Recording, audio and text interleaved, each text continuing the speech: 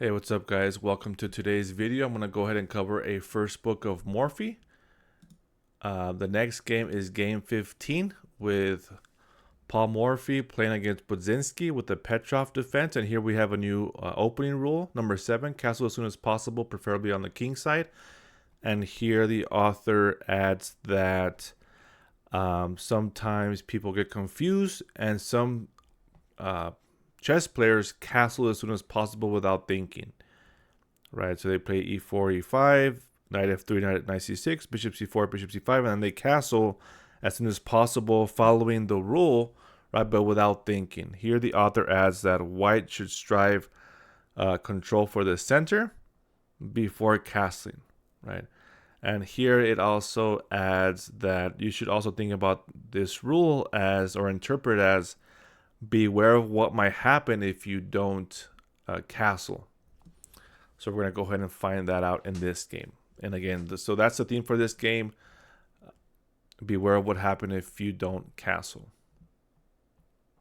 And again, here the author says the benefits of castling is you bring one rook closer to the game. Castling gives them a start. So let's go ahead and go through the game.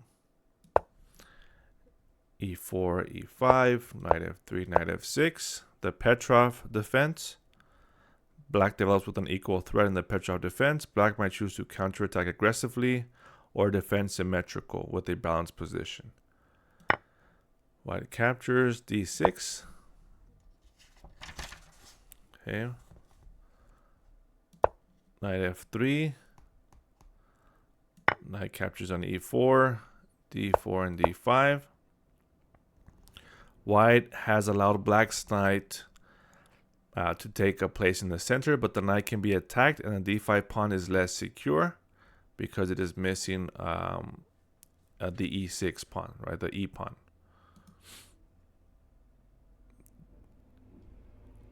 And here it also says that it is less secure than the d4 pawn.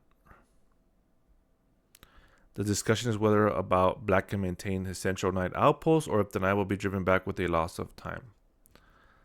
So white plays bishop d3. Then we have bishop e7. The fragile nature of black's position shows right away on the more active bishop d6. Because the d5 pawn is left unguarded. So after castling castle, c4, c6, knight c3, pressures both white squares in the middle. Okay. So we have white castles. And again, this is a good time to castle, right? Now the pawn is undefended. Right, if you could say if you castle and then bishop takes, pawn takes, and now what could possibly move knight here, then you can kick the knight out. You can play here to attack the knight, right? So something you can think about, but now your king is safe. Okay, so black plays knight c6, and here the author mentions black ought to castle, but it does mention that after these moves it's hard for him to maintain the a pawn in the center. Okay, so this is a kind of example of what happens if black castles at this moment. And one of the rules was, or one of the suggestions was from the author was to get control of the center first and then castle, right? Because then if you castle, then your opponent might not castle, but he's going to take control of the center. So next we have c4, bishop e6. Here it mentions knight b4 is better.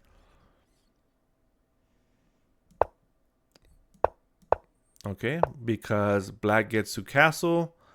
The knight here is more active. Right, it's attacking these squares. It is in white's territory, and the bishop becomes more passive because it's again is blocked by the queen and the knight. So we have bishop e6, queen b3, knight a5. The knight goes out of play. Knight b4 is still to be considered, while d captures c4, bishop captures c4, bishop captures c4, queen captures c4, and castles gives black a tidy but narrow position. And this is after move 12, after move 11. All right, so we're going to go back to this position and compare. So knight a5, queen a4 check, c6, rook e1,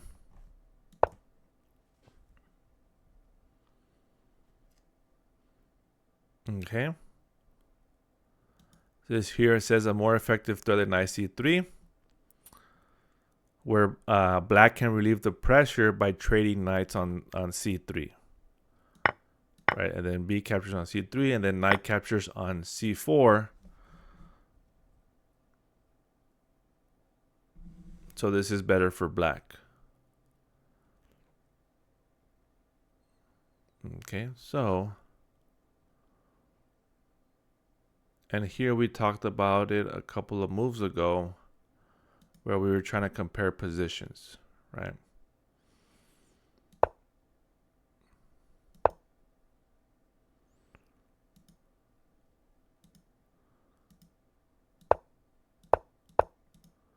Okay, so this is a different line here, different alternative line. So let's keep going. Rook e1, f5,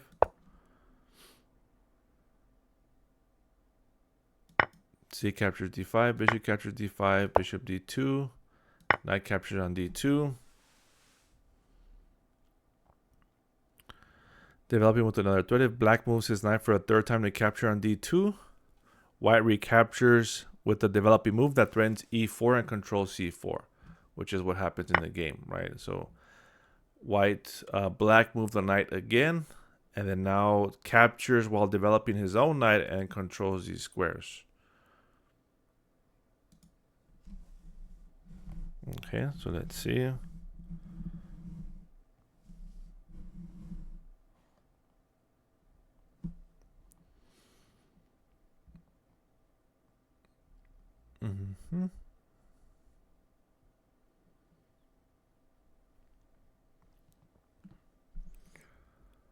So after knight captures, we have b5.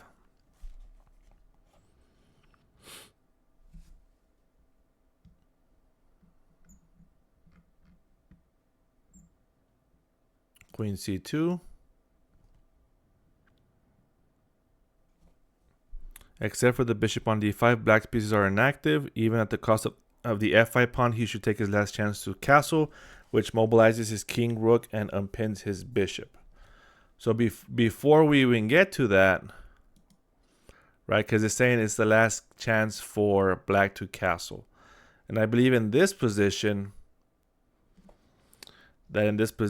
here, black should have castled. Right. So by launching on f5, black wants to hold on to his knight, right, instead of castling.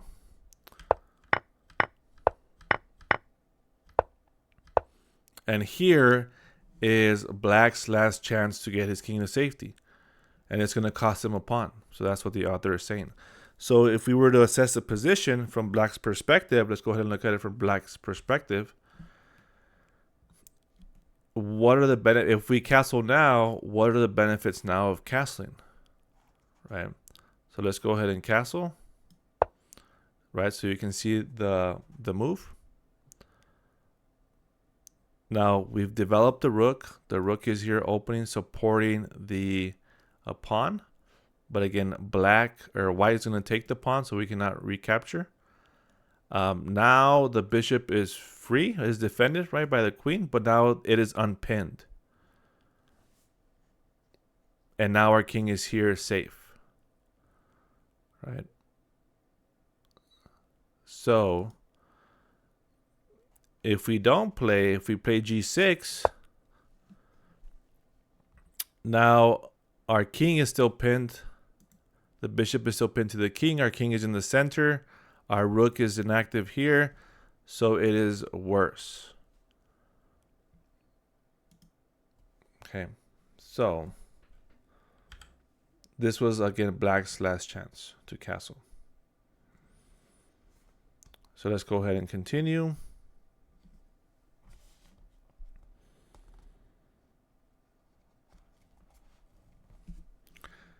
Instead, black plays g6, holding on to the pawn. And then now black sacrifices the rook, right? If queen takes, then rook e1, and then the queen is pinned now.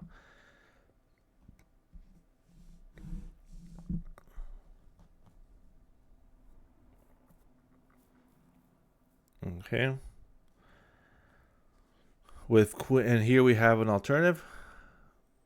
If queen captures e7, right, we have rook e1, bishop b6, d5, c captures d5, knight d4, and this is the position that results, right? And of course, if you are at a higher level, you are better able to calculate these things. That's why at the lower levels, which is what you are, what I am, right, watching the video right now, we're relying more on principles.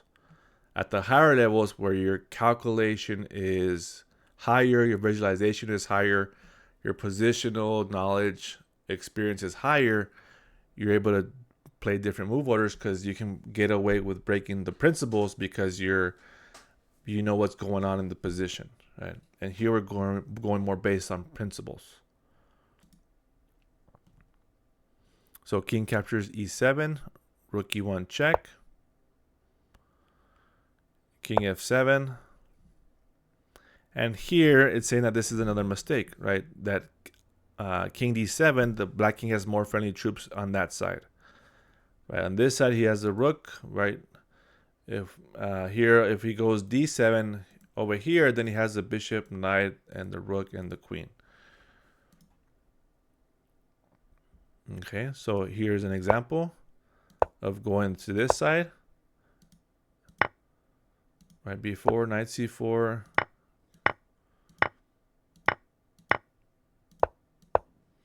Right, and then black is able to kind of trade off the queens.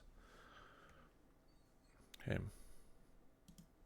So we have king f7, bishop f5, sacrifice, bishop captures f5, g captures f5, and here, again, it mentions that black's best move is not to recapture, but to play queen f6. And here's an example of a different line, right? Takes, and then watch out for queen c7 is something that the author mentions. Instead, black recaptures. We have queen captures f5, queen f6, knight e5. Okay, king g7, queen g4, king h6, rook e3, bishop takes, king captures, rook g8 check, rook h3, queen h4, and then rook captures on h4, checkmate. Right, and again, let's go ahead and recap quickly the game, and just let's see again the positions where black should have castled and gotten his king to safety, which was after queen, which was before f5, right? After queen b3. So critical moment.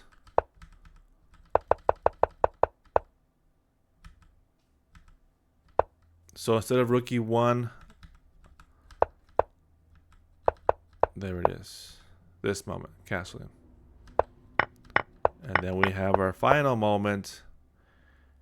And at this point, it's too late. So again, let's assess the position. White has 1, 2, 3, 4, 5. Again, the rook is in there in play because white castled. So 5 against 1, 2, 3. Right? And if we compare kings, white's king is safer than black's king. Right? All right. So thank you for watching. Leave a comment down below, share your thoughts, and I'll see you in the next video.